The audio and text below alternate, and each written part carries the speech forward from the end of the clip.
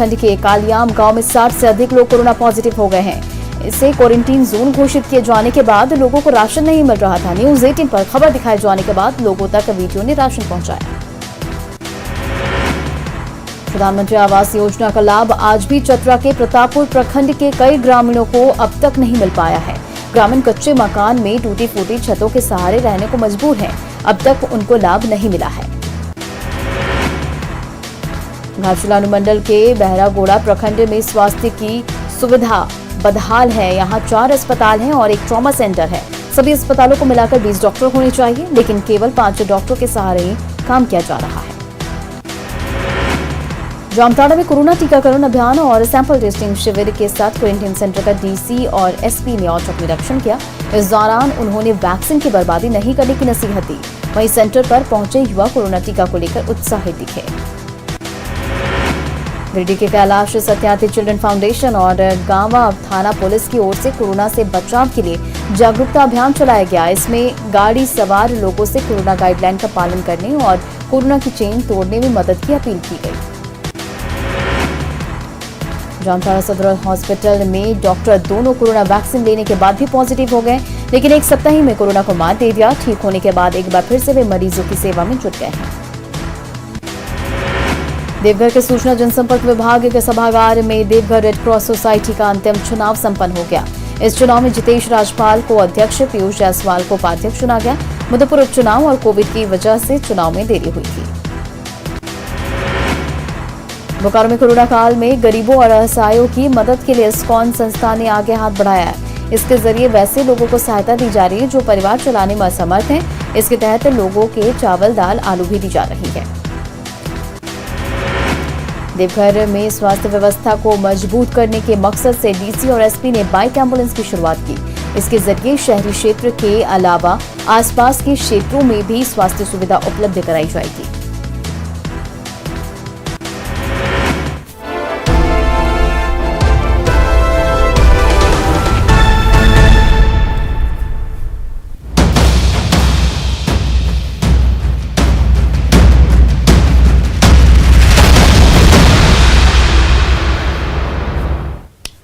और बड़ी खबर बोकारो से। बोकारो में सतनपुर गांव की करीब 4000 की आबादी झोला छाप डॉक्टरों के सहारे रहने को मजबूर है। तो बड़ी खबर बोकारो से। गांव की 1500 से अधिक लोग सर्दी खांसी से बीमार है। यहां इलाज की समुचित व्यवस्था ग्रामीणों को उपलब्ध नहीं है। गांव में 100 से अधिक प्रवासी मजदूर दूसरे राज्यों से आए हैं। वापस आने के बाद उनका कोई टेस्ट नहीं हुआ। वहीं क्वारंटीन सेंटर नहीं होने से वे सीधे अपने घरों में रहने लगे। ऐसे में कोरोना संक्रमण का खतरा बढ़ गया है। जिनको सर्दी खांसी है वे डर से कोरोना टेस्ट नहीं करा रहे और सभी बिना टेस्ट के ही दवा खा रहे हैं। उनको बस झोला छाप डॉक्टर पर ही भरोसा है, क्योंकि असली डॉक्टर उनकी सुध नहीं ले रहे हैं। अब तक गांव में कोई मेडिकल टीम भी नहीं पहुंची है। उम्मीद है कि न्यूज 18 पर खबर चलने के बाद स्वास्थ्य विभाग और सरकार की नींद खुलेगी। अगर मान लीजिए अगर किसी की तबीयत खराब होता है, कहाँ ले जाना पड़ता है? देखिए, गांव में किसी तरह का व्यवस्था नहीं है। एगो दूगो डॉक्टर कहीं पर सिंपल है, झोला छाप, उससे नहीं होता है तो ले जाना पड़ता है। बोकारो छोड़ के कहाँ कोऑपरेटिव ले जाना पड़ता है, चाहे बीजीएच ले जाना पड़ता है। और यहाँ ना एम्बुलेंस है, ना कुछ है, ना कुछ नहीं, कुछ साधन नहीं है। रात 12 बजे 2 बजे किसी पे मरीज को कुछ हो गया तो यहाँ कुछ व्यवस्था नहीं है। बहुत दिक्कत है गांव में। अभी तो ऐसा कोई व्यवस्था है नहीं। ब्लॉक में जैसे 5 लीटर बोल रहे हैं सैनिटाइजर, जैसे बोल रहा है ले जाइए और 5 लीटर सैनिटाइजर में पूरा गांव छिड़का दीजिए। तो 5 लीटर सैनिटाइजर में हम लोग का इतना बड़ा पंचायत है, 22 वार्ड है आपका। 22 वार्ड में आपका 5 लीटर सैनिटाइजर में हम लोग का पूरा सैनिटाइजिंग नहीं हो पाएगा। हमने बीडीओ साहब से कहे और बाकी तो कुछ हम लोग का अभी तक आदेश कुछ अभी तक नहीं मिला है। और इस लापरवाही पर गंभीर सवाल उठ रहे हैं। बाहर से आने वाले लोगों का टेस्ट क्यों नहीं हुआ? स्वास्थ्य विभाग ने क्यों नहीं ली अब तक ग्रामीणों की सुध? मामला गंभीर होने के बाद भी सरकार सुस्त क्यों है? और इस लापरवाही पर कुछ गंभीर सवाल उठ रहे हैं। भगवान भरोसे कब तक रहेंगे ग्रामीण? सांसद विधायक संकट में क्यों हो गए हैं लापता?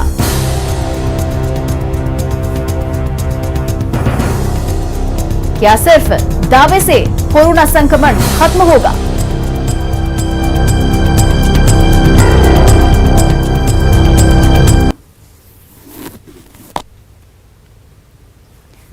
और इस पर अधिक जानकारी के साथ हमारे सहयोगी मृत्युंजय फोनलाइन पर जुड़ गए हैं। जानते हैं क्या कुछ जानकारी है। मृत्युंजय, ये बेहद ही लापरवाही वाली चीज है। बोकारो के सतनपुर की ये जो तस्वीरें हम देख रहे हैं, इसमें प्रवासी मजदूरों की जांच तक नहीं हुई, क्वारंटीन नहीं हुई, जबकि साफ साफ सरकार ने कहा है कि जांच और क्वारंटीन जरूरी है। देखिए रंजना जी, मैं आपको बता दूं कि जिस प्रकार सदनपुर पंचायत है वो शहर से बिल्कुल सटा हुआ गांव है और इसकी जो पंचायत है वो काफी बड़ा पंचायत है। लेकिन ग्रामीण क्षेत्रों की अगर बात करें तो सतनपुर जो ग्रामीण क्षेत्र है वहां अभी वर्तमान स्थिति में कोई भी चिकित्सीय व्यवस्था वहां नहीं है। लोग झोला छाप डॉक्टरों पर ही अपनी इलाज कराने को मजबूर हैं। सबसे बड़ा सवाल यह है कि पूरे गांव, पूरे ग्रामीण क्षेत्रों में अभी जो पूरा इलाका है वो 40% लोग सर्दी, जुकाम और जो बुखार से पीड़ित हैं। बावजूद इसके प्रशासन के पास कोई आंकड़ा नहीं है और ना कोई चिकित्सीय टीम गांव जाती है और न जांच करती है। ऐसे में हम कह सकते हैं कि झोला छाप चिकित्सा कि लोग जीने के मजबूर हैं। और जहां तक बात करें शहर के नजदीक होने के कारण लोग जल्दी जो है वो शहरी क्षेत्र में नहीं आना चाहते हैं, क्योंकि जिस प्रकार से संक्रमण है लोग नहीं चाहते हैं कि कहीं जाकर इलाज कराएं, क्योंकि शहर से काफी दूर नहीं है, बगल में ही यह गांव है, लेकिन बावजूद लोग इसके नहीं आ रहे हैं। हम कह सकते हैं कि जो स्वास्थ्य विभाग ने अब तक कोई सुध क्यों नहीं लिया और मामला गंभीर होने के बाद भी सरकार क्यों सुस्त है? देखिए, जिस प्रकार से आपने एक सवाल खड़ा किया कि सांसद विधायक क्यों चुप है, मैं आपको बता दूं कि किसी ने भी सूद लेने की कोशिश नहीं की। सभी लोग अभी वर्तमान में सभी लोग फेसबुक और अपने जो साधन है उस पर सब डिपेंड किए हुए हैं। स्वास्थ्य विभाग को जरूर इस गांव में जाना चाहिए और पूरी तरह से गांव में टेस्टिंग अभियान चलानी चाहिए कि क्योंकि अगर लोग बीमार हैं तो इसकी बातें तो स्थिति सामने आनी चाहिए, क्योंकि बीमार हैं और लोग झोला छाप। जी मृत्युंजय, इन तमाम जानकारियों के लिए शुक्रिया। तो बोकारो के सनतपुर की ये तस्वीरें जहां बाहर से करीब 100 प्रवासी मजदूर आए लेकिन उनकी जांच भी नहीं हुई और न डर से ग्रामीण भी जांच करा रहे हैं।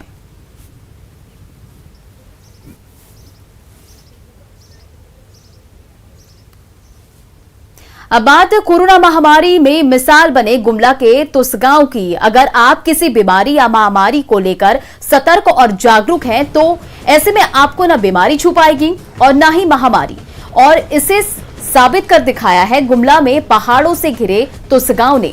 जिला मुख्यालय से करीब 50 किलोमीटर दूर जंगलों और पहाड़ों से घिरा गांव पिछले 1 साल से अधिक समय से जहां पूरा देश इसकी चपेट में आ गया, वहीं इस गांव में आज तक कोरोना का साया भी नहीं भटक पाया है।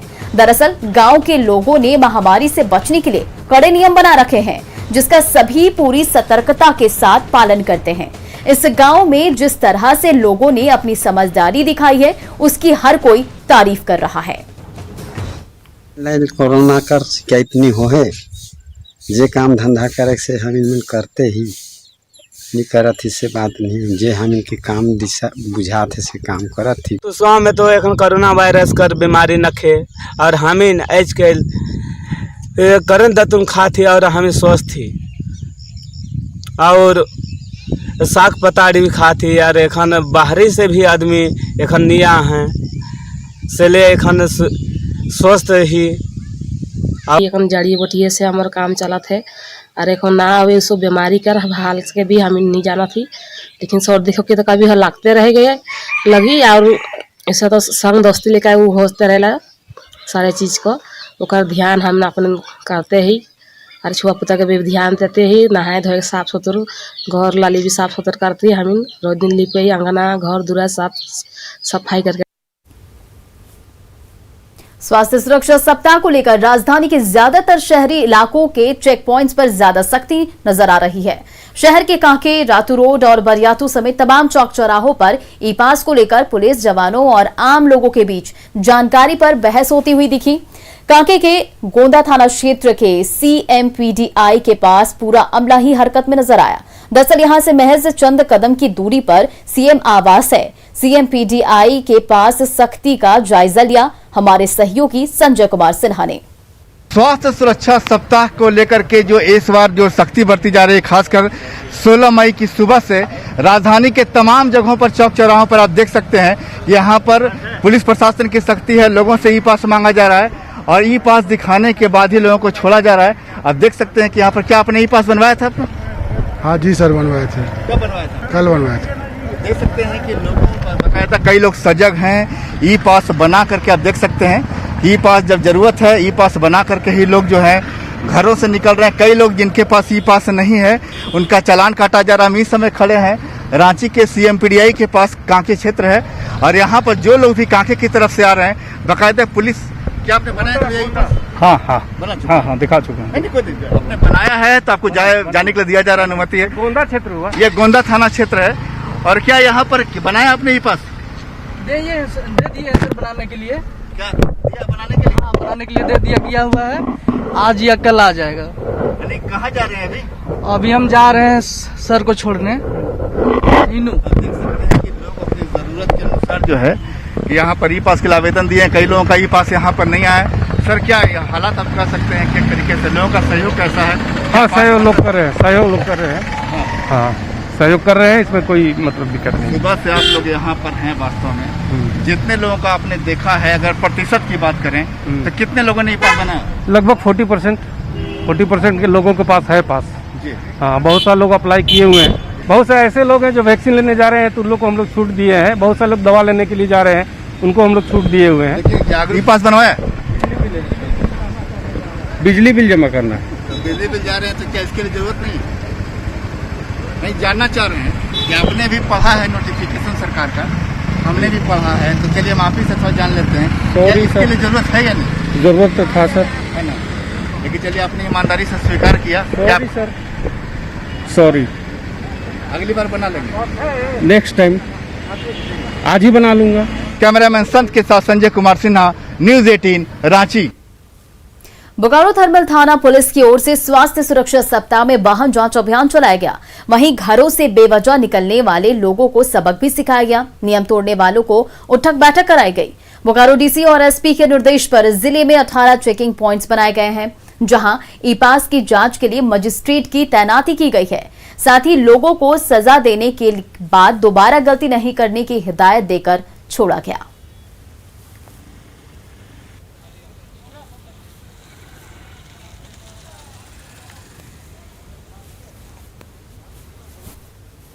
चेयरमैन, वाइस चेयरमैन इत्यादि, उनके लिए भी चुनाव का हमने प्रस्ताव रखा था, लेकिन मधुपुर उपचुनाव और कोरोना की स्थिति को देखते हुए इसको नहीं कराया जा सका। अभी ऐसा एहसास हुआ हमें कि रेड क्रॉस जो है एक ऐसे जंक्शन पे है जहाँ पर उनकी बहुत आवश्यकता है, और चूँकि लीडरशिप नहीं थी तो कहीं न कहीं काम करने में उनको समस्या आ रही थी, तो उसके चलते हमें ये चुनाव कराना पड़ा। तो इसमें 6 पदों के लिए हमने चुनाव कराया। वैक्सीनेशन को लेकर राज्य सरकार के ताजा आदेश के बाद राज्य के बाहर के अब लोग झारखंड में वैक्सीनेशन को लेकर अपना स्लॉट बुक नहीं करा सकेंगे। इस संबंध में राज्य सरकार की ओर से ताजा निर्देश जारी कर दिया गया है। साथ ही सभी जिलों के सिविल सर्जन को भी इस संबंध में पत्र जारी कर दिया गया है। राजधानी रांची के women's college science block vaccination centre पर आज स्लॉट बुक होने के बावजूद वैक्सीनेशन नहीं हो पाने से कई युवा परेशान नजर आए। उनकी माने तो स्लॉट बुक कराने के बावजूद सेंटर पर उन्हें वैक्सीनेशन नहीं मिल सका। ऐसे युवाओं ने राज्य सरकार के फैसले का स्वागत किया है। रांची की ज्यादा जानकारी दे रहे हमारे सहयोगी संजय कुमार सिन्हा। राज्य में वैक्सीनेशन को लेकर अभी राज्य सरकार का एक ताजा आदेश आया है।